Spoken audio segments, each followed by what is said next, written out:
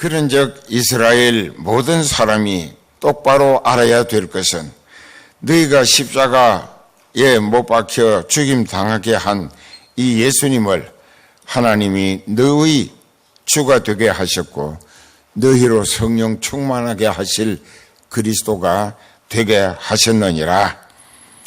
그러니까는 37절에 저희가 이 설교, 베드로는 성령이 말하게 하시는 말씀을 대언했는데 이 말씀을 듣는 많은 사람들이 마음에 찔려, 즉 성령이 그 말씀을 통하여 그들의 심령의 회개 역사, 그 repent movement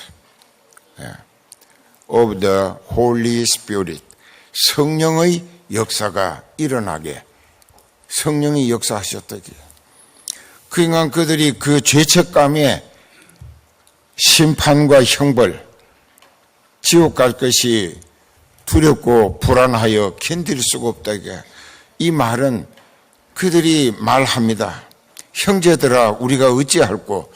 과거에는 원수시하고 이단 취급했던 사도들에게 형제들이라고 갑자기 180도 달라진 거예요. 형제들아, 우리가 어떻게 해야 구원을 얻으리까? 말하자면 자기네들이 사도들의 설교를 들었고 그 설교를 통하여 깨달았고 깨달으면서부터 하나님이 자기네들이 예수님을 빌라도를 위협해 가면서까지 죽이도록 은도 받아내고 십자가에 못 박아 죽이라고 한 그 죄를 이제 즉시 똑바로 보는 거예요. 그래서 우리는 하나님 앞에 벌을 받아 지옥 가겠구나. 그만 믿어지니까 두렵기 시작하는 거예요. 자, 믿어지니까 두렵다 이게. 이 sermon이라고 하는 설교는 하나님이 진리와 성령으로 변화시키고 충만하게 해서 보내시고 세워서 성령의 말하게 하심을 따라 권세와 능력 있는 하나님의 말씀을 대언하게 하심을 받은 사자, 그 아포스톨레스라고 하는 보내심을 받은 자, 하나님이 보내셨다. 그 사람은 자기 말 할 수 없어요. 하면 안 돼요. 자기를 보내신 분의 말씀만 전달해야 한다 이게. 이게 대언이라고 그래요. 대언, 대신 말하는 거다.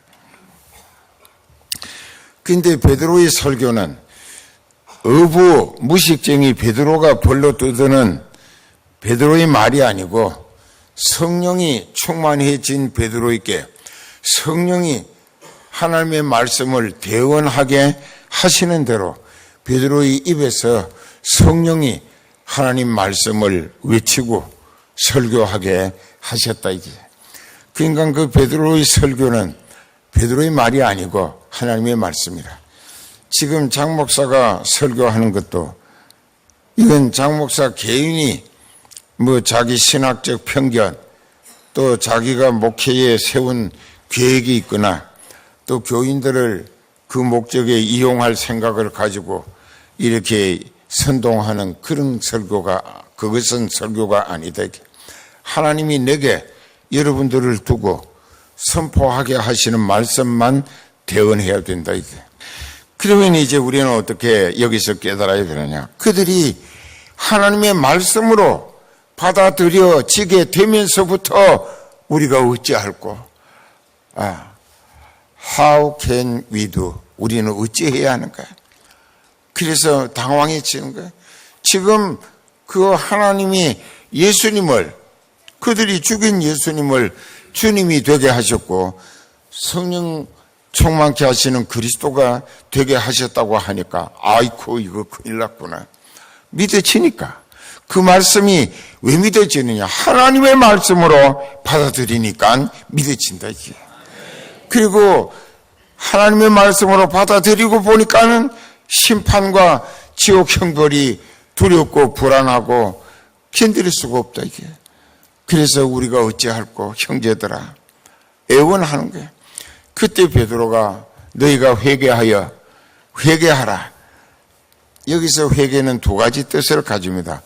장로교회에서 회심이라고 하는데 이 영어로 이제 리펜트 마인드라고 해서 돌아서는 마음이라 마귀와 짝하여 지옥으로 가던 인생이 하나님을 향하여 반대 방향으로 돌아서는 거예요.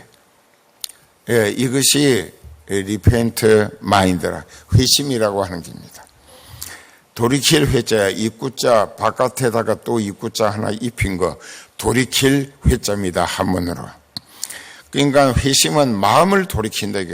지옥으로 마귀와 함께 가던 인생이 하나님 말씀에 부딪혀서 자기가 지금 지옥 가고 있다는 것을 죄인 괴수라는 것을 깨달을 때에 이거 어찌할꼬 하면서 하나님을 향하여 용서를 빌자고 방향을 돌아서는 거예요.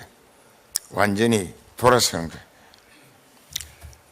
그래서 회개하는 것이 되고 또 하나는 이 신방변에 맺자 해가지고 뉘우칠 회자입니다. 뉘우친다. 지금까지 자기가 생각으로부터 말과 행동이 얼마나 마귀에게 조종을 받고 마귀가 시키는 대로 마귀 앞집의 역할을 하며 얼마나 하나님을 대적하고 교회를 비방하고 남들의 신앙을 회방하고 이런 못된 짓을 했다 이게. 그것을 진심으로 잘못된 줄 깨달아 뉘우치고 그것을 용서받자고 하나님께 잘못을 용서받기 위해 비는 것입니다. 그런 사람은 자기가 지은 죄에 대해서 따지거나 하지 않아요. 변명하려 하지 않고 합리화시키려 하지 않아요. 그런데 많은 사람들이 아이고 이 죄는 아무개 때문에 내가 그 죄를 지을 수밖에 없었다. 이따운 소리 하는 회개는 용서 못 받아요. 모든 것이 내 책임이라고, 내 잘못이라고. 또 그 사람이 나를 그 죄 짓게 유혹하고 미혹하고 위협하고 행패한 것도 마귀가 그 사람을 시켜서 나를 범죄하게 한 것이기 때문에 내가 그 사람을 원망하기에 앞서 그 사람을 조종하고 있는 마귀를 더 경계할 줄 알아야 한다. 이게 마귀가 더 미워할 줄 알아야 되는 거예요. 그래서 진심으로 회개할 때 속인 마귀를 두고 하나님 앞에 변명하려고 합리화하는 변명할 생각하지 마라. 그거 조금이라도 한다면 그 죄는 절대로 용서 못 받아요. 제가 믿음이 부족했고 생각이 짧았고 아둔하고 미련하고 어리석어서 제가 그만 마귀에게 당하고 마귀의 앞제비에게 놀아났다고. 그래서 이 모든 내가 지은 죄에 대한 책임은 내게 있습니다. 내가 그 죄를 지었습니다. 나를 더욱 불쌍히 여겨주심으로 그 모든 죄를 진심으로 뉘우치며 하나님을 향하여 지옥을 등지고 천국 가고 싶으니까 내가 전날에 몰라서 잘못 살아서 어리석어서 미련해서 마귀가 나를 죄짓게 하는 대로 지었던 죄를 용서하시고 그 마귀께서 마귀를 내게서 완전히 물리쳐 주시고 내 죄를 예수님의 피로 씻어 달라고 다 내 탓이고 내 책임이라고 이렇게 해야 절대 남에게 핑계 또 누구 때문에 변명 그래서 자기 죄를 좀 합리화해서 가볍게 해보려는 생각은 참 바보 같은 생각이에요. 그건 용서 못 받아. 그래서 형제들아 우리가 어찌할꼬? 그때 베드로가 성령이 말하게 하시는 대언자로서 베드로가 가로되 너희가 회개하여 각각 예수 그리스도의 이름으로 세례를 받고 죄사함을 받으라. 그리하면 죄를 완전히 회개하고 방향을 지옥 가던 인생이 지옥을 등지고 하나님을 향하여 180도 완전히 돌아서서 회개할 때 하나님은 그 사람의 죄를 용서하신다. 이렇게. 그리고 회개해서 예수 그리스도의 이름으로 죄 용서하심을 받고 나면 하나님이 죄 용서받은 사람은 믿음으로 의로워졌다. 그 사람에게 성령을 주실 것이다. 이 약속은 너희와 너희 자손 또 먼데 사는 이방인들까지 얼마든지 주 우리 하나님께서 택하시고 부르시는 콜링이라고 그러는데 불러내신 사람들에게 하신 것이라 하고 또 여러 말로 확정하며 확실히 증거하며 권하니까 그날에 회개하고 세례받고 성령 받는 예수님의 제자가 3,000명이나 늘어나더라. 그 설교 한 번에 3,000명이 회개할 수 있었던 것은 그 말씀이 하나님의 말씀, 성령이 대언하게 하신 권세와 능력이 있어 성령이 계속 대언하게 하시고 듣는 사람들에게도 같은 성령이 깨닫도록 회개의 영으로 역사하셨기 때문이다. 이게. 그러니까는 설교자가 성령에 사로잡힌 사역자가 되어야 하고 또 성령이 말하게 하시는 말씀만 선포해야 그 말씀은 하나님의 말씀이 되어 100% 심령을 찔러 쪼개고 깡패도 회개해서 순한 양이 되게 하시는 사람을 바꾸어 놓는 변화시킬 수 있는 능력의 역사가 나타나는 법이다. 그런데 성령 받지 못한 목사님들이 이 닥사한 데스네. 대단히 많다 이게. 그럼 그 사람들은 어떻게 목회하느냐. 영혼은 전혀 무시하고 그 영혼이 지옥 가든 말든 내가 저 사람들에게 인기를 얻고 또 저 사람들 마음에 들도록 저 사람들을 듣기 좋은 말만 해주고 기대감을 잔뜩 부추겨 올려주고 그리고 여러 가지 직분 같은 것 가지고 그 사람을 아예 그냥 자기 팬이 되게 하는 거예요. 그렇게 해서 그 영혼은 지옥 가든 말든 이런 설교 안 해. 자기도 지옥 가고 있다고. 목사도. 또 여러 말로 확실히 증거하며 복음을 가지고 권하여 가로되 너희가 이 패역한 세대, 패역이라고 하는 것은 하나님이 나게 하시고 살리시는 인생이면 틀림없는데 그를 나게 하시고 살리시는 하나님의 목적과 뜻에 반대되게 사는 것이 패역입니다. 패역, 거스리는 패단, 하나님의 목적과 계획을 거꾸로 잘못 살고 있는 사람을 패역한 사람이라 그렇게 합니다.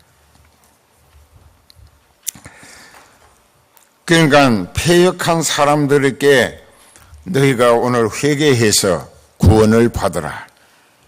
그랬더니 성령의 역사로 깨달아 회개하고 믿어져서 죄를 용서받으며 성령 받고 구원을 얻는 사람이 3,000이나 됐는데 그 3,000명이 예루살렘 교회의 기초를 이루게 하신 것이다. 이게. 성령 받고 나니까 제일 먼저 서둘러지는 게 뭐냐. 사도들을 통하여 생명의 젖줄 하나님의 말씀 얻어먹기를 서둘러 힘쓰더라. 그래서 베드로 전서 2장 2절에 보면은 너희는 갓난 아이들 같이 순전하고 신령한 말씀의 젖을 사모하라. 이는 그로 말미암아 너희로 구원에 이르도록 자라게 하려 함이니라. 진리 안에서 회개하고 성령을 받아서 거듭난 하나님의 아들, 딸이 된 심령이 성령에 이끌리는 믿음이라면 예배 시간을 기다리게 되고 찾아가게 돼. 왜? 신령하고 순전한 말씀의 젖을 먹어야 영적인 욕구가 채워지고 내 믿음이 성숙되어 성장해 간다 이게. 이 영어로 그로업이라고 자란다 이게. 영적인 성장을 위하여 생명의 양식은 하나님의 말씀이라. 하나님 말씀이 시편 119편에 이제 103절과 105절에 주의 말씀은 내 발의 등이요 내 귀의 빛이라 했는데 주의 말씀이 내게 어찌 그리 단지요 내게 꿀보다 더 다니이다. 하나님 말씀이 꿀보다 더 달게 된 것은 영적으로 건강하기 때문이에요. 그래서 저희가 성령 받자마자 사도의 가르침을 받아 서로 교제한다. 같이 서로 먹여주고 얻어먹고 하는 거야. 여러분들끼리 구역예배 또 뭐 헌신예배 그렇게 한다 이게. 또 그뿐만 아니라 여기서 떡을 뗀다고 하는 것은 성찬 예식.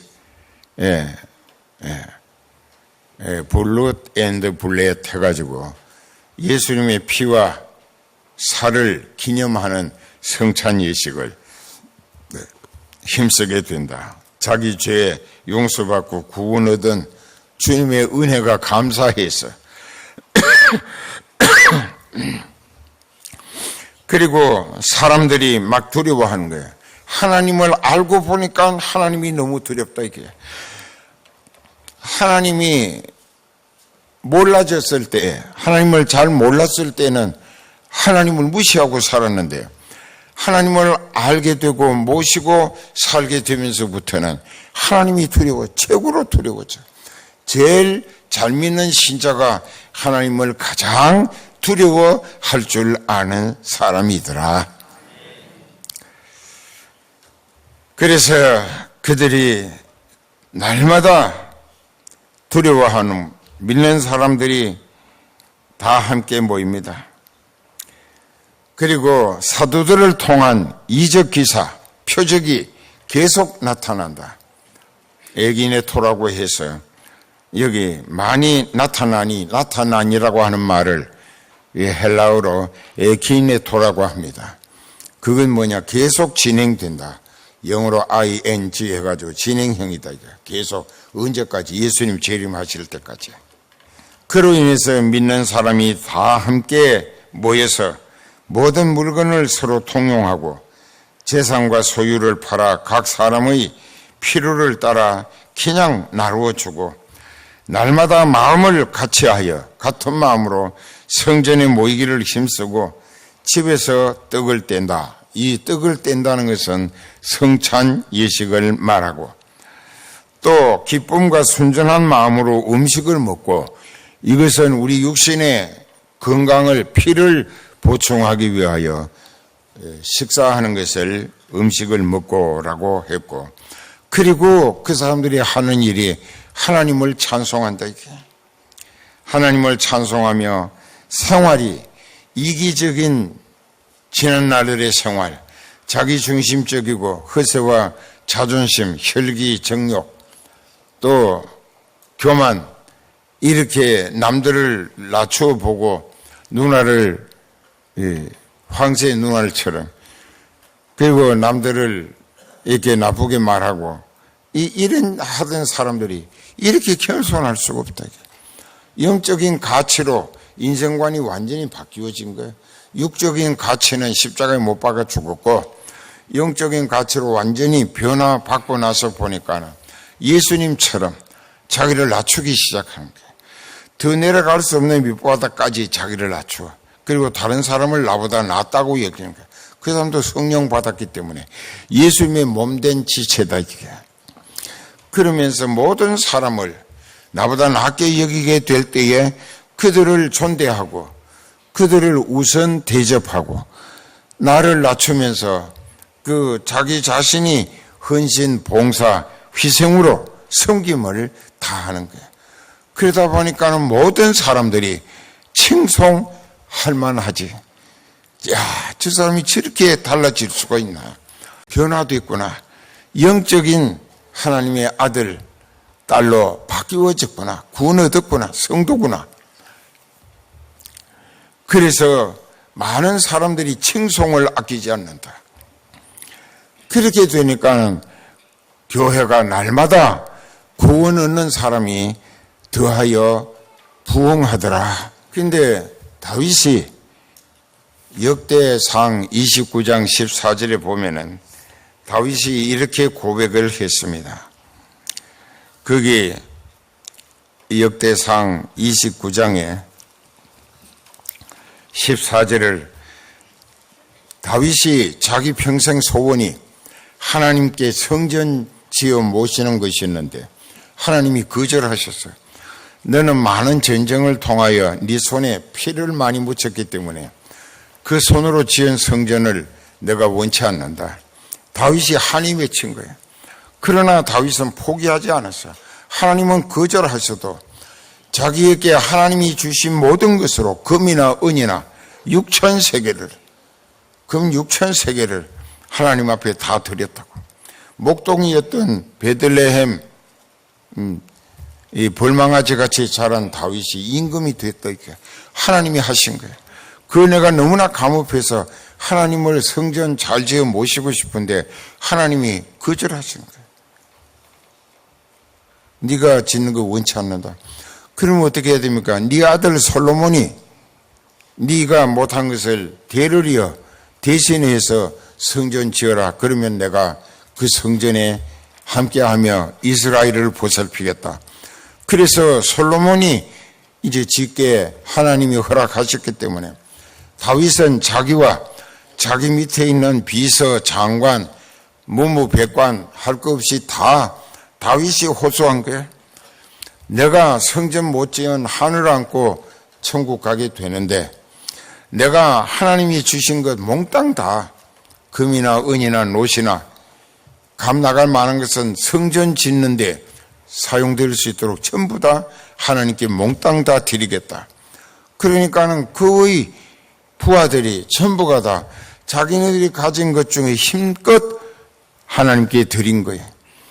그래서 다윗이 그것을 다 드리기 위하여 하나님 앞에 봉헌 기도하면서 역대상 29장 14절에 이렇게 말합니다.